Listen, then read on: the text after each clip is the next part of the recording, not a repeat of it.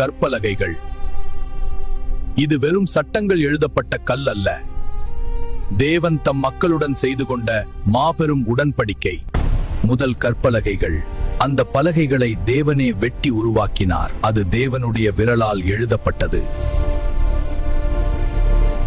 இஸ்ரவேலர்கள் பொன்கன்று குட்டியை வணங்கி பாவம் செய்ததைக் கண்ட மோசே கோபத்தில் அந்த பலகைகளை உடைத்து போட்டார். இஸ்ரவேலர்கள் தேவனுடைய உடன்படிக்கையை மீறிவிட்டார்கள் என்பதன் அடையாளம். இரண்டாம் கற்பலகைகள். தேவன் மோசேயை நோக்கி, நீ 2 கற்பலகைகளை வெட்டி கொண்டு வா என்றார்.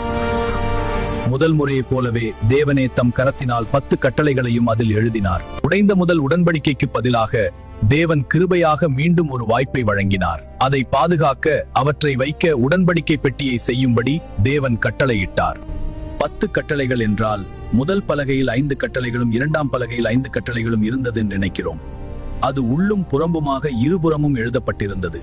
பழைய ஏற்பாட்டில் தேவனுடைய விரல் கற்பலகைகளில் எழுதியது. புதிய ஏற்பாட்டில் பரிசுத்த ஆவியானவர் தேவனுடைய சட்டங்களையும் விசுவாசிகளின் இருதயங்களில் எழுதுகிறார்.